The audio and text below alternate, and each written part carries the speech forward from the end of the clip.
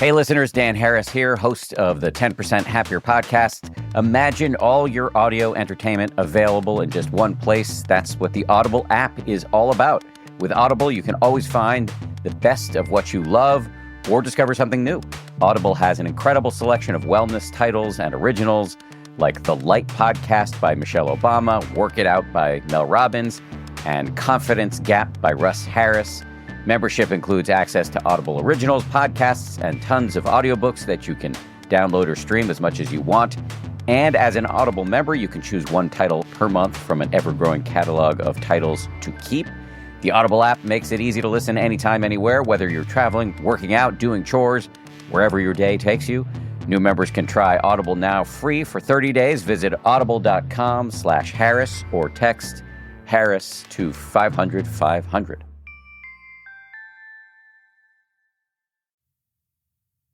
The weather is cooling down a bit. The leaves are starting to fall. Yes, it's that time of year again, football season. And we all know the best part of any game day traditions are the ones that involve food. There's nothing like having everyone in your game day crew coming together to bring their best bites and argue over whose family makes the best chili. And while there's no need to mess with the perfection of game day classics, like a freshly grilled Oscar Mayer hot dog topped with Heinz ketchup and mustard, it's always fun to step out of your comfort zone and get creative with your recipes. Because there's nothing more fun than adding to your list of game day traditions, like making a creamy and delectable queso dip with Velveeta cheese that can be eaten with so much more than just chips. Now is the chance for people across the nation to find out whose game day eats reign supreme. It's your turn to show off your tasty game day food traditions. Go to www.gamedayfoodtraditions.com to share a photo of your game day food tradition to enter to win $10,000. Once again, that's www.gamedayfoodtraditions.com to enter to win $10,000.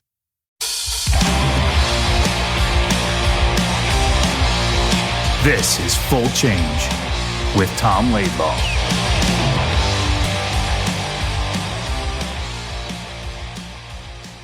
Tom, when you look back at your career, do you ever feel bad about some of the things you did on the ice, like taking runs at people and That's a fantastic question. So we've talked many times. So we're going to try to get Bob Nystrom on the show, and I've talked many times about how he knocked me out cold, put me in the hospital, and how much I respect him. And it's funny because I said that one time on a show. And the person stopped me and said, hold on, let me get this straight. He put you in the hospital and you're telling me how much you respect him. Right. And I respected him because he was that kind of guy that, we discussed this. He made it not on his talent. He made it on his sure. And he was the guy, I remember the game because I'd had a good physical game. He was at the guard. We beat them and he was sending the message. I don't know if he knew he was going to knock me out, but late in the game, he ran me and gave me the forearm sugar. Right? So he knocked you out with the forearm? Wasn't with the punch? Oh, okay. Yeah, that was it. And then I look back because after that, later in my career, I was out in L.A. We played against the Edmonton Oilers in a playoff series and went 7 games. We ultimately won. Jimmy Carson, who I played with in L.A., got traded in the Wayne Gretzky trade. He was in the corner. Almost exactly the same situation. And I came in and just did the same thing, drilled him and knocked him out cold. Yep. Great kid. I saw him today. He's one of those young, hellish guy. Everybody else working a 6-pack of beer. He's carrying a briefcase. He's right. He's got a plan. So I look at situations like that. I wanted to win. Yeah. I talked a lot about this when I was the one on Survivor that you grow up in Canada. It's not just Canada, but grow up in Canada on the farm. You're taught to be respectful, polite. Sure. You're nice to people. You're kind.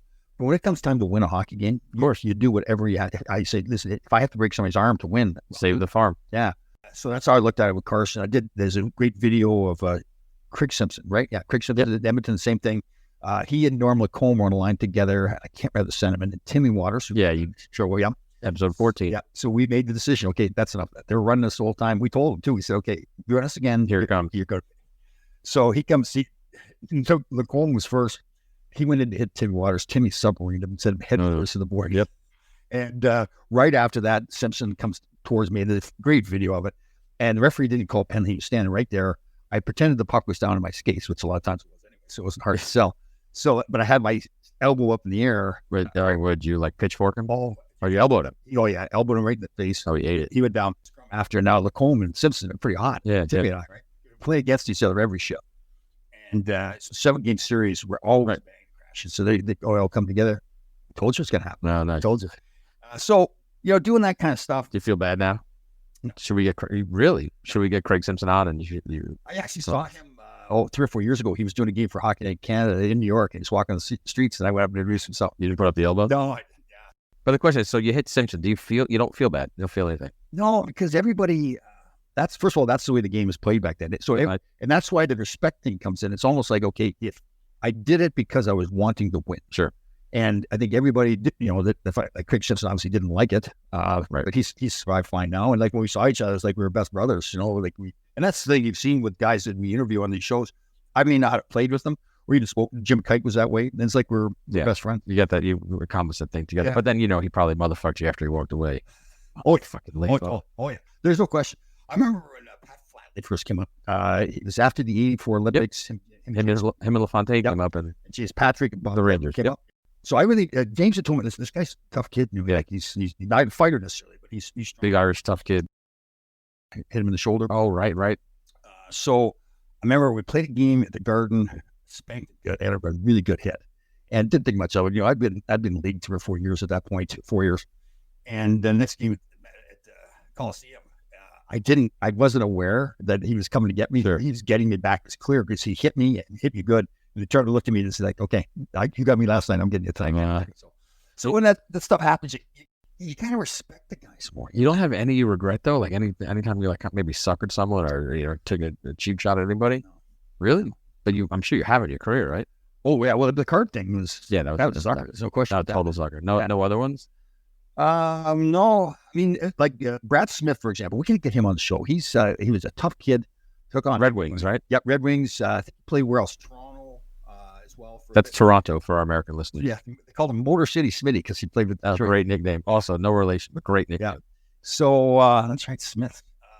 So we got a good scrap. Actually, a pretty good scrap. And at the end of the fight, I was like drilling my helmet into his face. Oh, back against glass. I wanted to get those last shots. Oh, the dick you are, man. Yeah, Jesus. But that's the way. You're in the moment. Yeah. When everybody says, well, it's cold, it's cold back then. The code was to win the fight. You're bare knuckle boxing. What's the code? Yeah. You don't pick on a tough guy. But then Hospodar, who was on Ed Hospodar, he pumped up Marcel Dion, who was a little tough, And what was interesting, and I never really thought about it too much until we were talking, Eddie, we talked about, did you premeditate this stuff? Did you have a plan how you want to be perceived? Yeah. I can't remember. I don't think he actually came out and said yes, but it's kind of like, he definitely implied it. Yeah. He was kind of like, yeah, of course. Yeah.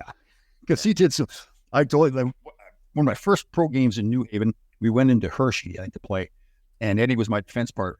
So there's one guy coming out of the defensive zone, their defensive zone. Eddie and I are backing up. There's his own. So in that case, somebody has to force him because there's two of you, one of them. So you don't want to let him get the red line to dump the puck in. But I'm just turned pro, so the communication, I don't know Eddie that well. So all of a sudden, we were wearing the blue jerseys, I think it was. So all of a sudden, there's a flash of blue got across in front of me. He's taking a run at this guy. Oh, no. I might have been Gary Risling or something like that. And he took out me and the other player. And it was just that, I think he wanted to build that reputation that, hey, he's credit. Yeah, he's crazy, man. Keep your head up. Here comes the box score. Yeah. Yes. So he might have some regrets, but I don't know. You don't have any? No, I don't think he does either. We used to do things like when guys first started wearing shields. So we put Vaseline on the outside of our gloves and then rub our gloves up so they can't see. But what about your guys who wear shields? That's the fault for wearing shields, man. Well, yeah, see, I think we talked about this with Neil Smith, how when people wore the shields, they were like pussies. Oh, you wearing a shield, pussy. But it's like, Brian Leach wore a shield, kept his eyesight, and now it's mandatory, obviously. Is it mandatory now? Yeah, and there's only a few grandfathered in players like Ryan Reeves, Jamie Benn, a couple. I think there's down to like 6 left. Well, and this coach I really liked. He was coaching with Ted Sear, who I didn't hit it off that well, but Reg Hicks, good guy. He was our defensive coach. Really worked with me a lot. He's an excellent coach, good person. I got hit in the eye, and I put a shield on for probably a couple of weeks. Kind of stupid after you get hit in the eye to put the shield on, but did that anyway. So he came to me one time too, and he wasn't being. Sounds kind of like jerk move now to do it, but he said to me, he said, so I guess you're going to change the way you play your game now because I have the shield on. What a passive aggressive dicky coach game that was. But so back then, that was the perception. Like for a guy like me to put a shield on. Now Leila's got wearing the dress, like that type of mantra bullshit. Yeah, that's good motivation, coach. Well, but again, I hear you. It's like now it's 2023, but at the time when we're playing, shield came right off. It's like, I'm not going to change coach. Oh, no. And that is the thing. I mean, it wasn't just me. I was one of the kings of doing it, but the stubbornness to, okay, I'm going to have my beer. That'll solve the problems. I'm not getting on the trainer's table. Not playing well, have a beer. I'm playing well, have a beer. It was perfect formula for addiction, man. Oh yeah. Well, I'll tell you, like places like, I think I can say this, a place like Philadelphia, they had so much success in the 70s and in the 80s there.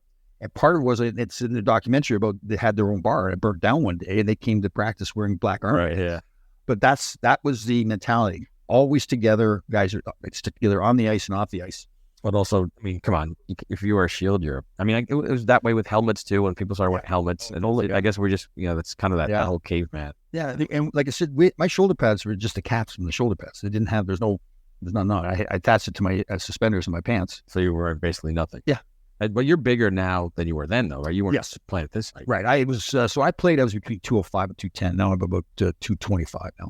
Yeah, so much better. You're in much better shape now than when you were a player. It's crazy. So we would work out during the summer, and I'll never forget this too. Cam Connor, we didn't get Cam on. No, we will though. Right.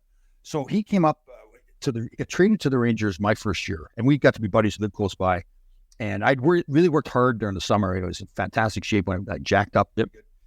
And he got sent down, and I never forget him pulling me aside and saying, "Listen, you better keep the condition you've got now. Don't let it slide during the season." And I remember that so much because I did let it slide. Yep. I was so right. So wait. You didn't listen to someone's advice. Wow. I learned for myself. Right. That's the way it works. Isn't that funny? Yes, that's your MO. Oh, and Cam Connor was shredded, right? Yeah. Tough guy, could play. He's a high draft pick of the Montreal Canadiens. Best friends with Roddy Piper, the wrestler. That's right. Yes.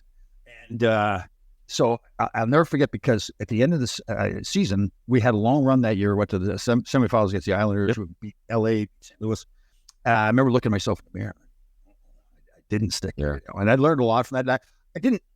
So the pattern really still continues, and it shouldn't. Like the players nowadays, first of all, they're in great shape during the summer, but even during the season, they're trained now to lift weights after a game. Different, different, a whole different approach. No, these kids are getting specific training since the age of 14. They're like, everybody is. Yeah, much better diets, hydrating properly, and all that stuff. Coaching out the wazoo. It's great. Yeah, and you kind of wonder, wow, the whole different game. I was going to make a comparison, but the game today compared to the game when I played, well, I think the game in both cases is fantastic. Hockey, it's just totally different. Totally different. And everyone makes that, that conversation, and how would McDavid do? How would Gretzky do in this era? But look, Gretzky had to deal with what he had to deal with. McDavid has to deal with everybody's fast. So it's like elite players are always going to be elite players wherever you put them. And the reason why I respect McDavid a ton, but with Wayne Gretzky, we did hooking, holding, everything. Brutal. People, those games are brutal. Yeah. Flashing, everything.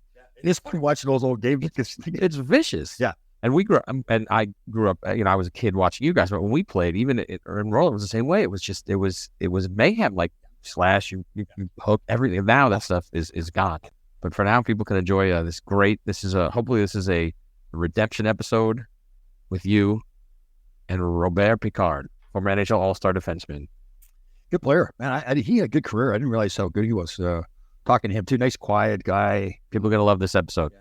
That is that video is smacking. And everyone should. Well, we'll talk about it. But everyone should go watch the video. But first, enjoy the episode.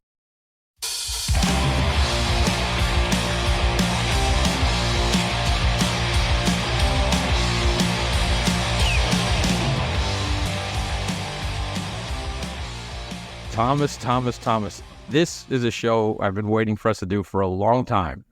This is a show where you need to get your ego smacked down a little bit, because you're not a nice guy to our next guest. You guys first met, well, I'll talk about our guest first. Our guest is a longtime NHL defenseman with about 900 games in the NHL. Tough player, 6'2", puck mover, 100 goals in the NHL. We have Robert Picard. Oh, man, I need to apologize right away. Well, yes, you do. Robert, how are you doing? Are you down in the Carolinas? Is that where you living? Yes, I live in South Carolina now. Okay. So I'm going to set the stage here a little bit. So my first year in the NHL was 1980-81. Freddie Shearer was our coach, and he pulled myself, Chris Katsopoulos, and Eddie Hospital, and said, listen, you're not playing the first 5 minutes of each game. You're not going to play the last 5 minutes of each game. Now, I'm not going to tell you to fight, but you're all 6'2", 215 pounds. What do you think you can do to help the team? So my first game in the NHL was in Boston. Stan Jonathan and Terry O'Reilly and Wayne Cashman, all these guys. I was so nervous I shot the puck in my own net. So I had not been told that I was made the team yet. So now the next night we go into Toronto thinking, so I got to make up for that. And then Robert, I was going around, and it really wasn't a dirty play at all, but he hooked me using the butt end of the stick. But it wasn't a butt end like to hurt me. It was just a hook. But our bench jumped up like outraged that this is a terrible thing. It was a solid defensive play. Yes, it was. And you overreacted. I totally. Well, now I made a calculated decision that if I let that happen to me after shooting the puck in my own net, then I may be going home tomorrow. So I stood up at center ice and Robert had him standing there, and You threw a sucker punch. I say, call it what it is. It was a dirty, horrible, rotten play, and you were a bad guy. Sure. Just to say, it was not as bad. I mean, it was bad and stuff like that, but it's okay. I had plenty of chances to get back at him, and it didn't happen. So no big deal. But hold on a second. Today, with the old days, we used to stick the butt end a little bit just to hook the guys. Today, you'd be sitting in the penalty box all night. Oh, I know. No kidding. Yeah. I felt one of the funniest things was that Daryl Sidler was the captain of your team, and he comes skating over towards me, and he's going to defend you. And I'm thinking, I was thinking, I need to get his autograph out here. This is Daryl Sidler. So I kind of had to snap myself into it and get going. So, go ahead. We'll talk about that a little bit later. I don't hear the apology yet, though. I did. I apologize. I feel terrible. I felt terrible for years. Okay. Okay. I accepted it. No problem. Okay. Wow, that's a breakthrough. That's very big of you, Mr. Picard. Mate, it's okay. I'll call me Mister. My dad is Mister. So where are you living right now? You're in the Carolinas? I live in South Carolina now. And what are you doing? I'm officially retired from work. Oh. So I'm done. Oh, okay. I turned 65 in June and May, and then June 1st, I retired officially. Okay. And what are you doing? Retired from what? Social Security now. Oh. So you guys are supporting me. Thank you. Very good. Very nice. Are you a big golfer? I live in a community with a golf course and stuff. I like to play. I'm a 20 handicap, so I'm fair enough. And where'd you grow up? Where's home? About 15 minutes from the Forum. Oh, is that right? Wow. Yeah. Very cool. He used to walk there. Wow, very cool. And you start playing when you're like 6 or 7 years old, like most Canadian kids? I was lucky enough. No, I was 4. Oh, wow. Yeah. I basically, just the way I lived, it was a church league. So the church leagues there was like 6, 7 churches within a probably 7-8 mile radius. And each church have their hockey team and you were allowed to be until 7 years old. So my mom put me in on 4, and I was a little bigger than a normal 4-year-old. So, but that's where I learned. That's where I started. Very good. And obviously dreamed of playing for the Habs then? Yes, I did. My idol was Jean Beliveau. Oh, wow. Yeah. And, my dream, I had a jersey number 4, and, that's all I'd be wearing all the time. But in those days, the jerseys are made of wool. So you're always warm in the wintertime and stuff.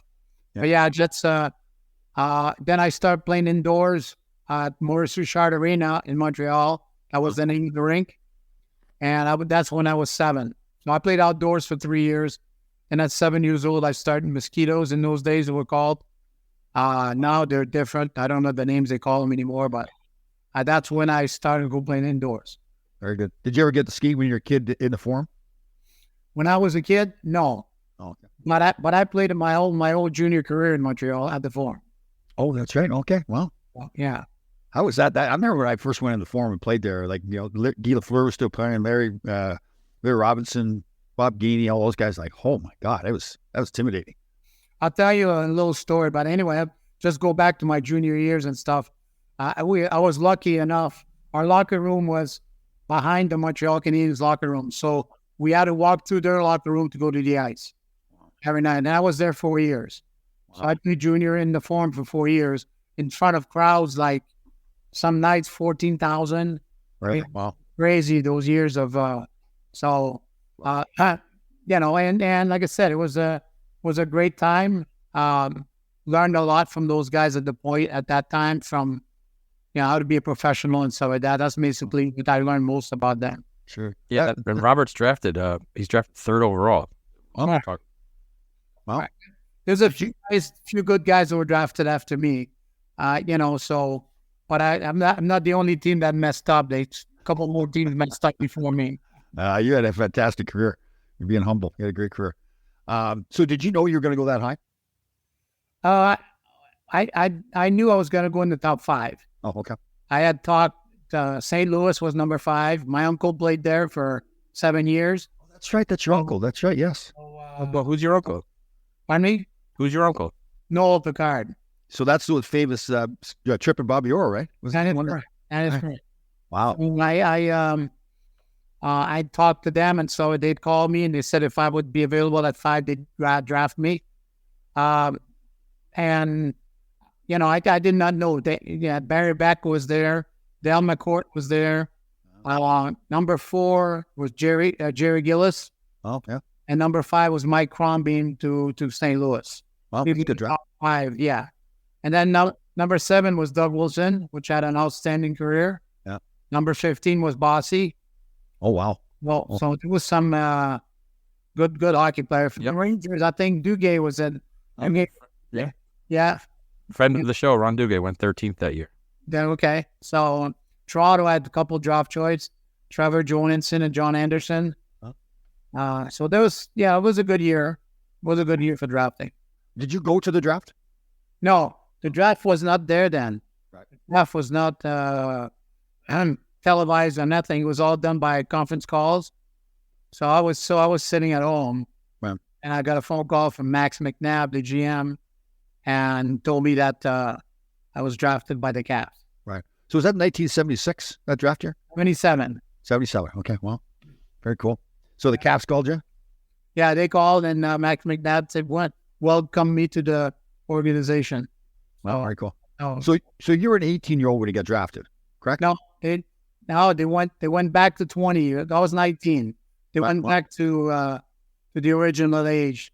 I think they only had like 2 years prior to, at my second year junior and my third year junior. This is when the draft was a couple years that they did it, and they went back to 19 or 20 for a couple more years before they went back again to 18-year-olds. Yeah, because I was drafted in 78, and there was a 20-year-old draft then. Where I was 20-year-old, I think they had the option then they could draft 19 or 20, right? Is that right? Yeah. Very cool. Now, did you go back to junior after you got drafted, or did you go right to the NHL? No, right in the NHL. Oh, my first game in the NHL was against the Montreal Canadiens at the Forum. Oh, wow. Oh, that's real. And my first shift, Guy Lafleur blew by me and scored. At least you didn't shoot in your own net like I did. So. Well, you know what? During my career, I did that too. Plenty of it. Oh, God. My first, that's the worst feeling. Like you come back to the bench and what are you going to say to the player, right? You just sit there by yourself feeling like an idiot. Especially if you're a rookie. Yeah. If you're a veteran, you say, hey, what the heck? Next, move on. Yeah. When you're a rookie, not give you much of a choice. Robert, you had a solid rookie season. Then you had 2 really good years with the Capitals. Mm-hmm. Yes, the team, we didn't have a great team, first of all. That team was start to grow. Rick Green was another defenseman that was there. Ryan Walter came in. Mike Gardner came in after that. We start to have a good nucleus. Dennis Marouk was there, but we didn't have a goalie. And that's the reason, the biggest reason the trade was made with Toronto to go get Palmetier. And that's when I got traded to Toronto. What was that? So it was you for Palmetier? Yeah. Where did you think of that when you got traded? It was kind of fun, but it's not funny. I got married in May 24th, and I got traded June 1st, and the GM and the coach were at my wedding, and they both told me that I was a lifer. That's a kiss of death. Yeah, no kidding. You say that stuff, yeah. That's your wedding too. So they told me I was a lifer, and so I go in and buy a house. Oh. So bought a house and everything like that, and 7 days later got traded. Where is your wife from? Is she from Washington? Yes, she was from Washington, my wife. Okay. Ex-wife now? Pardon me? Ex-wife now? I was a widow. Oh, I'm sorry. It's okay. About 18 years ago now. But I've been remarried since. Oh, okay. Do you have children? I have 2. I have a daughter that's 42 and a son that's 38. It's amazing, right? Thinking about playing in the NHL now, we're in our 60s and got kids that have grown up and everything. So, yeah. Oh, yeah. And I've got 5 grandkids. Oh, good job, Grandpa. Nice. Yeah. So it's a lot of fun. The nice thing about it, they can go back home. Yeah, that's true. So you get traded from a Washington market where the team's not that good. It's really not a hockey town, really. Then you get traded to Toronto. That's a big change in your lifestyle, right? Well, the thing that was happening too at the same time is when Quebec tried to secede from Canada. Oh, yeah. Well, there was a lot of things about French and English there, and I was not welcome. Oh, really? haven't played a game and stuff like that, and people were just criticizing the Leafs or doing this for a Frenchman. Oh, I never thought. You were the only Frenchman on the team? I was at that time the only one. Wow. Yeah. So there was no animosity around the guys and stuff like that, but there was outside of the thing because of Quebec trying to separate from Canada at the time and stuff. It was really a big thing and stuff. And unfortunately, like I say, for me, I was still young and a lot naive about what that portion of the world was happening and stuff like that. So I got caught in it. Plus, during the first, I think, 3 weeks or 4 weeks after our year incident, Sittler got traded. Then they traded, who else did they got traded? They traded Tiger Williams and Jerry Butler to Vancouver for Rick Vibe and Billy D. So there was like, for the first 3 months, we've had like 7 or 8 transactions that were done. Wow. And then I ended up being, our goalie situation there in Toronto was disastrous. And this is when I went to Montreal for Bunny Rock. Oh, traded for another goalie. So on top of that, you go to Toronto, the hockey hotbed of the world. You have this heat coming on you because you're French Canadian, and then this big dummy suckers you in the second game of the season. That's okay. That's not going well that year. That's fit in. Then they want to probably call me Bob Picard instead of Robert. Yeah, Will Paymont eventually came in there too, another Frenchman, right? Traded for Lanny McDonald. Oh, is that right? Wow. Yeah, Lanny McDonald from the Colorado Rockies. Who was the general manager at that time? Oh God, it was a young kid, Joe Crozier. So you get traded to your hometown team, Montreal, and you played a good 4 years there. How was that? How was it playing for the Habs? It was nice. I think being from there, a lot of pressure to be successful and stuff. I had my first 2 years there were great. Then after that, a couple of young guys were coming in, Chelios and John Ferguson called and asked Serge Savard, his friend, he needed a defenseman. And this is why I got traded to Winnipeg. For a goalie? Another goalie. Oh, yeah. Did you really? Yeah. Who went out this time? Was a 3rd round pick and ended up being Patrick Roy. That's incredible. So 3 trades, 3 goals. At least they moved up gradually. Better goalie. Yeah, that trumps Tom's trade. Tom was traded for Marcel Dion, but you definitely beat him in that one. Well, yeah, and no disrespect to Marcel Dion. He was like 50 years old at that point, too, so it was a great player. Is that when you end up in L.A.? Yeah, it was myself and Bobby Carpenter for Marcel Dion and some minor league guy. Pucks. Yeah. Pucks. Oh. Yeah. Well, you know how it is when you get traded. I don't know how you were, but for my ego, it's pretty healthy. So your big concern is like, who do you want to get traded for? You want to get traded for a good player, right? Mm-hmm. And then, so it was Marcel Dion. It was kind of mixed emotions because he was a great player. Just he was a little old at this point. Well, I'll tell you, the worst part of mine is when I got traded from Toronto to Montreal. I was driving back from practice in my car and I heard it on the radio. Oh, is that right? Eh? They eventually called you. The team eventually called you, though, right? Yeah, they called me. Oh, yeah. By the time I got home, Toronto, where it is, I live in Mississauga and the rig was downtown.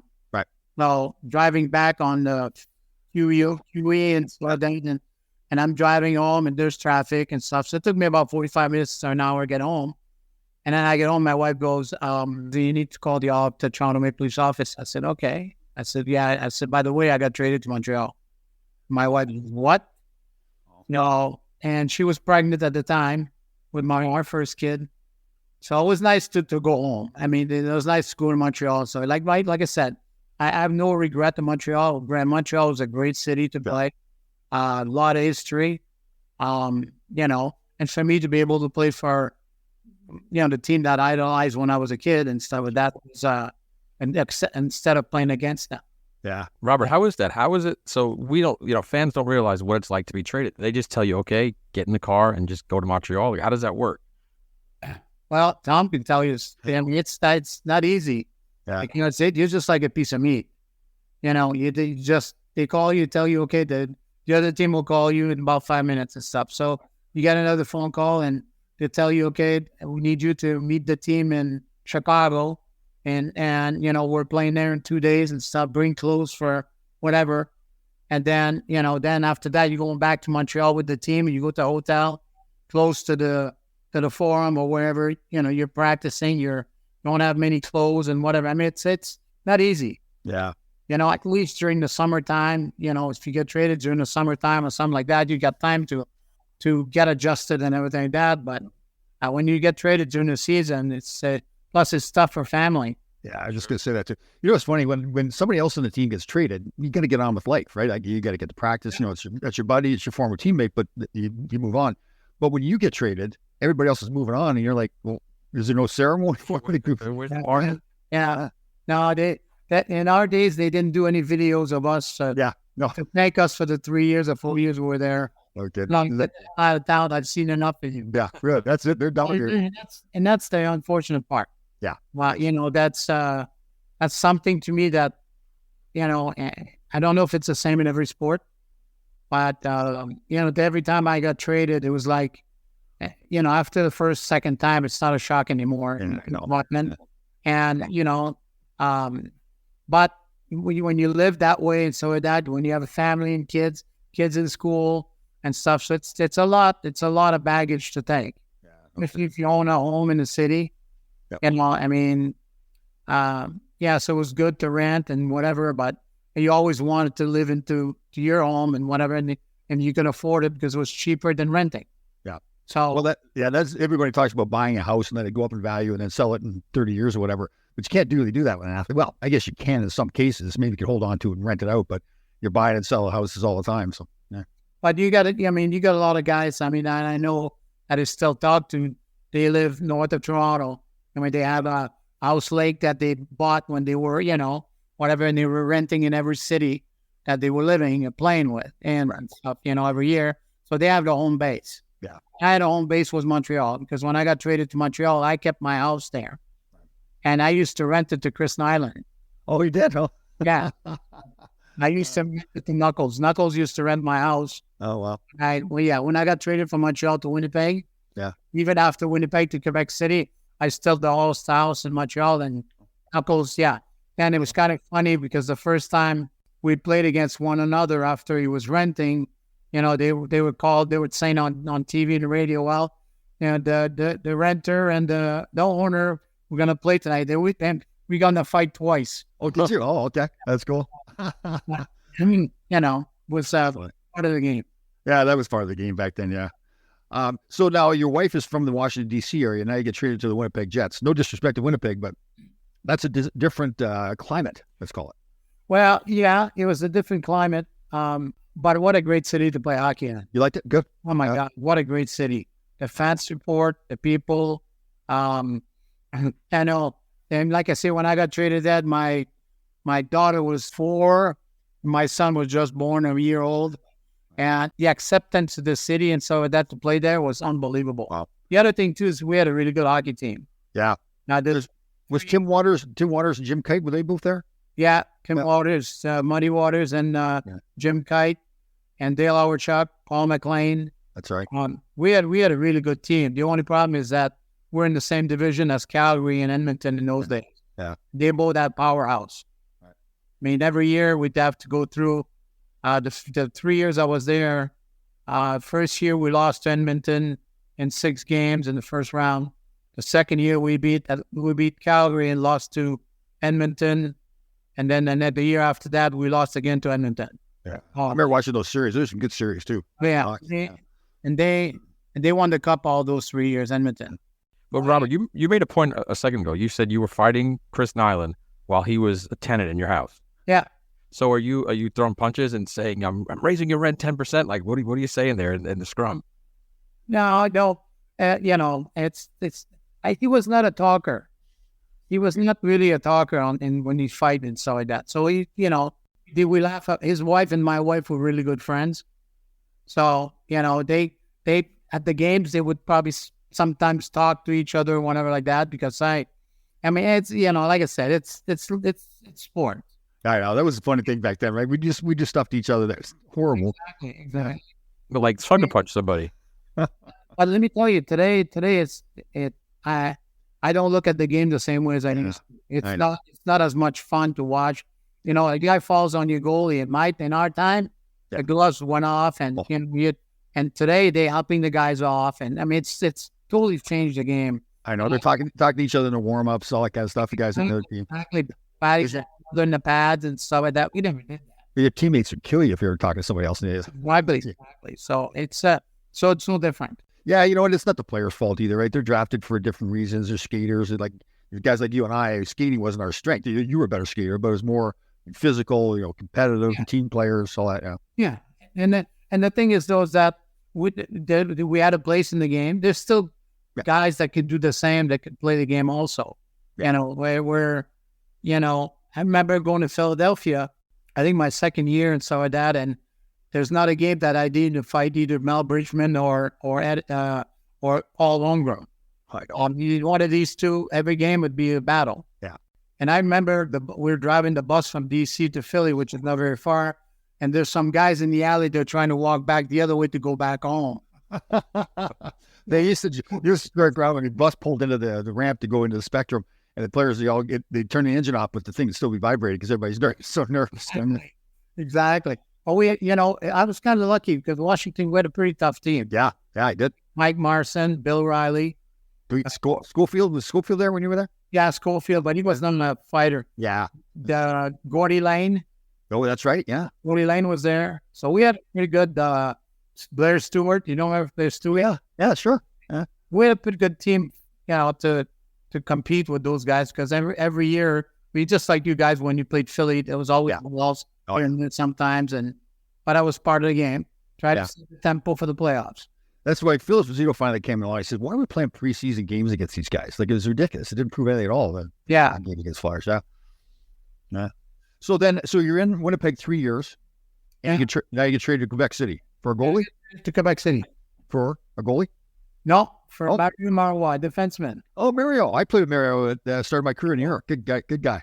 He's still a good friend of mine. He just got remarried. Oh, nice. 6 months ago. Yeah, we're both of us always in touch with one another. That's cool. I like them. Yeah. We did a bike and barge trip together a few years back in Europe. Yeah. A bike and barge trip? Bike and barge. Live on a barge and you bike every day. Oh, okay. Wow. That's a lot of fun. So I got traded to Quebec City. I was there about 4.5 years. My longest tenure of being somewhere. Right. Battles with Montreal, Battle of Quebec and stuff. And like I said, I really did enjoy it. And there's not a place I didn't like. Right. Besides Toronto, that I was there a very short period of time. And mostly Toronto was because of the outside of the game that was not, the culture was very different. Yeah. Everywhere else, really enjoyed it, loved it. Every city I played with, well respected by the people, the fans and stuff like that. And so I can never complain to see when people say, well, you played in 5 cities. I say I did, but I really enjoyed playing every one of them. Sure, yeah, it's a good experience, right? I mean, you travel all over, live places. Yeah. Were you there for the big brawl, the Montreal-Quebec brawl, the legendary? No, that was just a year before me. Yeah. Like they talk about the Flyers and Islanders and Rangers all hating each other, but that was a nasty rivalry with those guys. It was a little different. Yeah. The biggest reason that, did you know that 2 breweries own each team? That's right. Montreal was Molson and O'Keefe was the Quebec Nordiques. So there was a battle of the beer, and it's kind of funny one year, I can't remember what year was it. Anyway, we're playing against Montreal and going into overtime, and they said that the water system was the pressure was so low because so many people went to the bathroom between. They met in the TV and in the newspaper the next day. They said at exactly 10:47 last night, the pressure water in the city of Montreal went down. That's fun. So the Quebec Coliseum, what's it famous for? There's one thing it's very famous for. You know what? Pee Wee tournament. Well, yeah, that, but the Shea Show, the hot dogs. Oh, yeah. Oh, yeah. Man, are they good. Yeah, we sprint to we get the trainer to go get us a whole bunch of hot dogs before they got in the bus and left. Oh, why was it so good? I don't know what they did. They were toasted. Yeah. They like I say, I still to this day around where I live, I cannot find a place I'll make a hot dog that way. Oh, that was good. I'll make them at my house. Yeah. With a presser and some of that, make sure that they're nice and pressed. Yeah. That's it. Do you think they'll ever get a team back there in Quebec City? I hope so. I mean, when they're talking about Houston and Atlanta, Yeah. Atlanta failed twice. Right. And the culture of the South there, the reason why Tampa and Florida are successful is because of the snowbirds. Yeah. On the Tampa Bay side, the people from Michigan, Ohio, and Toronto, Ontario, and all that stuff, which are hockey people, come and live on the West Coast. Right. But then on the East Coast, all the French people, the people from New York, so they're hockey people. Right. Those two franchises. Atlanta is not like that. Atlanta South, and basically, they failed twice there. So that I don't think there's enough deep to be successful. They'd have to put the rink outside the city somewhere, and I still don't think that it would survive.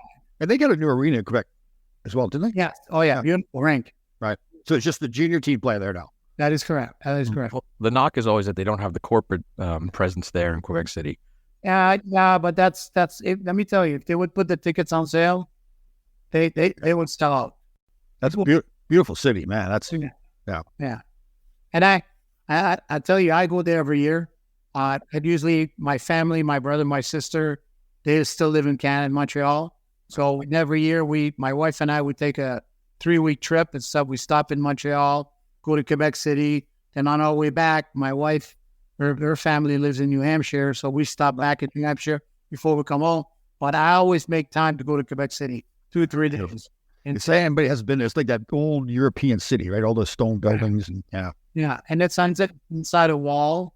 So the old part of Montreal, of Quebec City, is surrounded by a big wall and stuff. And the other part is the St. Lawrence River.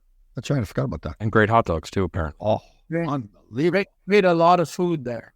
Yes. You've ever had a poutine before? Oh yeah. Yeah. Okay. All right. So they got great food. Yes, they do. So you're there 4 years? Yeah, a little over 4 years. And where next? Did you retire from there?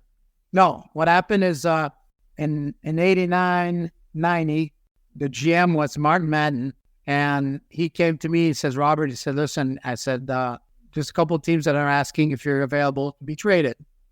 And the team, we weren't going nowhere. They had just traded Stastny, they traded Goulet, they traded Hunter. I mean, the whole team was gone. And they were looking for draft choices. And I said to him, I said, the only thing you do me a favor, my wife was American.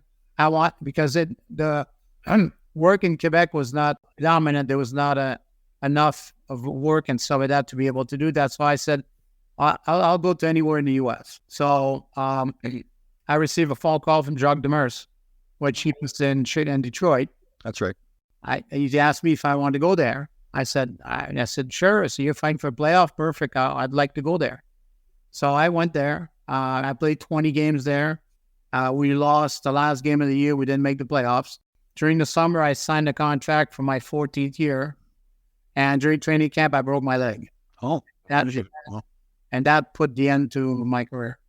Were you okay with that? I mean, you never want to quit, but I mean, had you had enough? Well, when they put 3 pins, to put everything back together and stuff, and you know as much as I do, you lose a step in that league, forget it. Yeah. And I'd lost a step. And so the nice thing too, the Illich family were great people. Yes. So I knew this was going to be my last year and stuff like that. So I went in and I asked them if they could separate my contract in 4 years. Oh, good. I'd had some money the next 4 years to figure out what I was doing in life. And he said, sure, I will do that. And so, by the way, your money every year, every interest you're going to earn on that money, I'll give you that money also. That's classy. Well, that Illich, I mean, you're talking about one of the premier owner, and now that he's passed away and so that, but it's still the same as I know for a couple of guys that have played there, and his wife and him were just all about the players, all about the players and stuff. So, and then what'd you do for work once you retired? So what I did is I took 2 years. I took the marketing and management courses. Okay. And then I started working for a company that sells car wash equipment. Out of Detroit. I did that for 28 years, basically. Wow. So the first 7 years I was working for that company and doing international sales. And my territory was Canada and overseas, and did a lot of business in France because I speak French. So And I did that for 7 years for that company. And then I became a regional sales manager for the company. And the rule was that you had to live in your territory. So I moved to Florida. Florida was my territory. The north, the southeast was my territory. And then basically I did that for that company for another 7 years. And then after that, the company was sold and I had a choice to move on. And I hired on with a different company, but in the same industry for another 15 years. Wow. Hard worker there, but hard worker. Well, listen, it's great to finally meet you. I know we've met before, but in different settings. I did apologize, but the amazing thing, you it doesn't even bother you at all, right? So that's there, Natalia. Yeah, a long time ago. Exactly. And I've suckered a couple guys too. Yeah. I'm glad you didn't sucker me. But it's great to have you on the show. You're fantastic. You had a fantastic career. I'm glad to see you're doing well. And we will catch you later. Thanks, Robert. You're welcome, guys.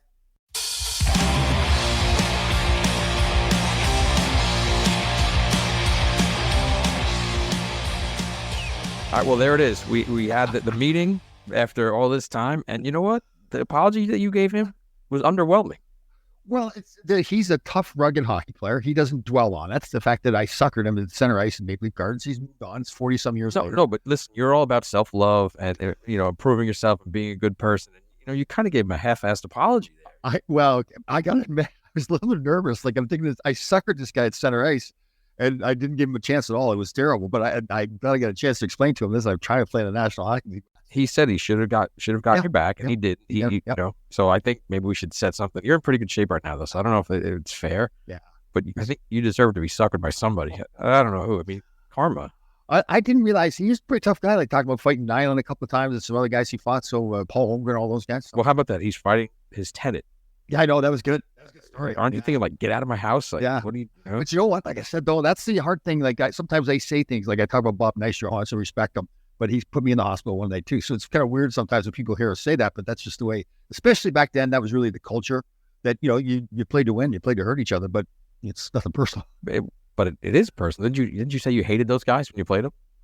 I didn't hate the Islanders. Oh, really? I hated the Flyers. Yeah, I actually respected the Islanders a lot. Like because they were so good. They were good, and listen, they would not really initiate. Like the Flyers they're stupid. They were dirty. Yeah, I know if you get up 3 or 4 goals, you're down 3 or 4 goals late in the game. There's always going to be some nonsense. It proved nothing at all. Right. The Islanders typically wouldn't do that. Now Nystrom did it that one time, but it was a playoff series, and he was trying to send a message. But the Flyers didn't send a message. And the message was dummy number 2. It was making sure that I did well. I was running around knocking some of his guys like Bossy and LaFontaine. So he sent a pretty strong message. He wasn't having that, huh? Yeah, no, he was. But the great thing about it was though too that he had called me the next day when he knew I was in the hospital, and then after the game, it was the final game of that series. We were shaking hands, so he pulled me aside of the handshake line and apologized again. Not apologizing like, "Oh, please, now don't hurt me." He wasn't worried. Sorry, I beat you up real bad. Yeah. He says, "No, I really respect you, or whatever. Really wasn't trying to hurt you." Well, give me a forearm shiver right in the face. So, well, yeah, well, deserved because what you did to because it's funny. When you and I started talking, you mentioned how you're like, "Oh yeah, Robert Picard, he butt-ended me, and I just dropped him in Maple Leaf Gardens." And then, on further review, if anybody goes on YouTube and watches that video, he was a mild check on you. Yeah. It was a hook more than a butt egg. He just used the butt egg. Slowed it down a little. But if everybody could see the reaction of the bench, that was the big thing for me. Because once our bench jumped up and Freddie Shero was on the bench, and I knew what I'd done wrong the night before, was shooting a puck in my own net. So I figured, I cannot let this happen. Doesn't matter if it's fair or not. And I sucked. Man, wasn't fair. Oh, I looked at the video. That was just awful. You get up and just drop the guy with the left. And he wasn't anticipating anything. It wasn't like I stood up and said, screw you, let's go, we're going at it. It was just like, no, you sly wrapped him, as I used to say. You just got him and you dropped him, and then you tried to get an autograph from Darryl Sittler. Yeah. But he was very classy, Mr. Picard. He was very classy. He said, don't worry about it, no big deal. Yeah. But he knew. Yeah. He said, it was about 40 years ago you got me. Oh, God. Maybe that's why things are the way they are right now. I don't know, but that karma is going to hit you back. But he was great, and he had a good career. Yes, he did. Very good. He was a good player. He was one of those guys that you really respected him wherever he went. I was surprised how many times he got traded being as good as he was. But again, like he explained it for all the goalies all the time. His teams needed goalies. 3rd overall pick, which is pretty impressive, too, right after your buddy Barry Beck. Yeah, that's right, too. Yes. Yeah, growing up right in Montreal by the Greek Western, by the Forum, that Greek Western Forum. But I think you did, again, it was a weak apology, but you did try to apologize. So I think your conscience could be clear for what you did to this poor gentleman. Well, like I said, he was a gentleman about it, too. Like, he was not making a big deal about it. In fact, it was like, Tom, it's a long time ago. You were stirring up a lot more. Yeah. Well, rightly so, because you came off like this big tough guy. Oh, my second game, the guy butted me, so I dropped him. In hindsight, it's like, actually, you were a dirtbag. Yeah. Oh, no question. Yeah, but I was told I made the team after the game. So the funniest part too, my mother and father there, that was the first pro game they'd seen me play because we grew up just outside of Toronto. That's a milk farm. Milk farm. That's right. Your dad was we call it a dairy farm. Right. And then your dad was a farmer. Then he became a fire chief, right? Yes, he did. Yeah. I heard about that. Really? My poor mother, she was devastated too, though. The next day in the paper, there was a big write-up that local boy should be suspended for sucker punching. Local boy with horrible Fu Manchu mustache. Oh, yes, that's right. That was classic. Did you see that? I did see it. I was like, what is on this guy's face? Nice. Probably a lot of people, again, it's just like that. So the Toronto press, which is vicious and definitely obviously homers, they wanted you, the local kid from Brampton, suspended. And yeah, rightly so. Yeah, so my mother, she's reading it like she's devastated. My father's proud as a peacock, they're the son. Did you ever talk to Daryl Sittler after that, or no? Did you say, hey? No, you know what? Played against him a few times, like he'd get traded to the Flyers. Where else did he go? Flyers, yeah. I think just the Flyers.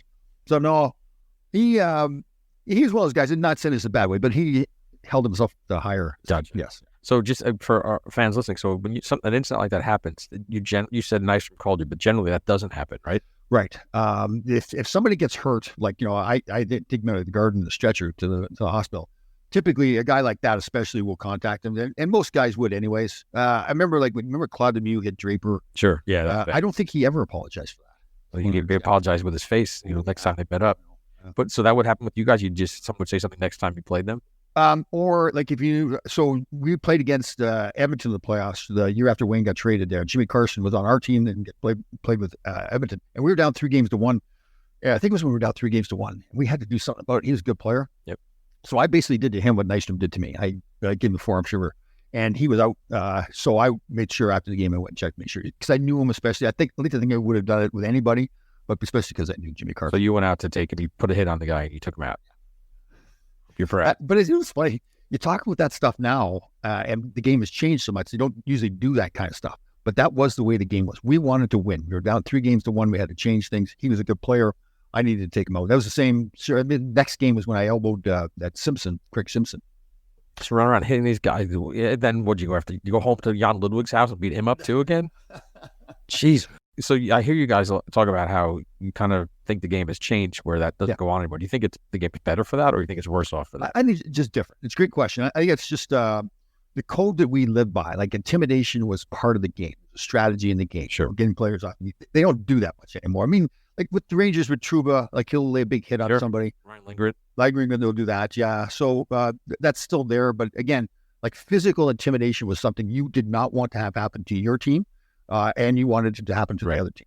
And that was part of the strategy. That's, the fighting and everything. So, is that because everybody skates so well now? Is that part of it? Yeah. Well, because you would have the fourth line was usually back then, it was just a bunch of tough guys. Yep.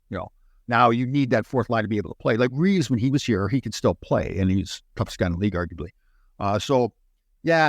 It's just, it really built up in the 70s with the Broad Street Bulls in Philadelphia. So once they start having success and being the physical team, then all the other teams had to start getting physical players too. But Wayne Gretzky, Mike Bossy, I'll use an example. So playing against him all the time, with Gillies and Nystrom in the lineup, I'm going to play differently against Bossy. It's just you do. You can tell. Did you ever have a chance to run Bossy? Did you take that? Yeah, I did. He was in his career. I don't think Gillies or Nystrom in the lineup. And he had a bad back, and we're playing the Garden. I cross-checked right in the back. Say anything to win, right? Yeah. And then he turned to me. We played against each other, so we really didn't know each other, but we really did know each other. Yeah. So he turns and goes, "My back. I want to win. Like you're a 50-goal scorer every year." So that was it. I mean, if you could get away with it and intimidate another player, again, you didn't want to hurt somebody. But you remember back to the series where Adam Graves was with the Rangers and he slashed Mary Lemieux. It wasn't a vicious slash, though. But knocked him out of the series, right? He didn't play. He did, but he played the next series. Yeah, right. So, you did what you had to do to win. Yeah, we did, and you were taught that. Like Carol Van, I've talked about so many times. He was always schooling me. He said, "Tommy, you go to the front of the net. That is a war zone. You do whatever you want." Sure. I remember saying that. Yeah. Now the guys aren't cross-checked as much in front, or not as dirty. But I mean, it was still horrible what you did to Robert Picard. He's fine, but he's got a brain damage. I hope you feel shame. I actually, you know why? I do feel shame because when you do watch it, I didn't give him a chance at all. That's not the. I should have stood up and said, "Okay, let's go. We're going." but I just reacted. Like, I mean, I'll never forget. I got knocked down. I'm thinking of it, it's like it flashed before me. I said, I shot the puck in my own net last night. I'm right in front of You're going to get cut. Yeah. I've dreamt my whole life about playing the National Hockey League. I'm here. I can't let this happen to me. Like, that's right. Everybody should go and look it up. It's on YouTube. See Laidlaw Picard. And then just remember what a classy gentleman he was. Yeah. And what a Fu Manchu knucklehead Tom was. That Fu Manchu, that's it. I might grow that back. That's nice. You should. You should definitely try to do that. Good show. All right. Thanks, everyone.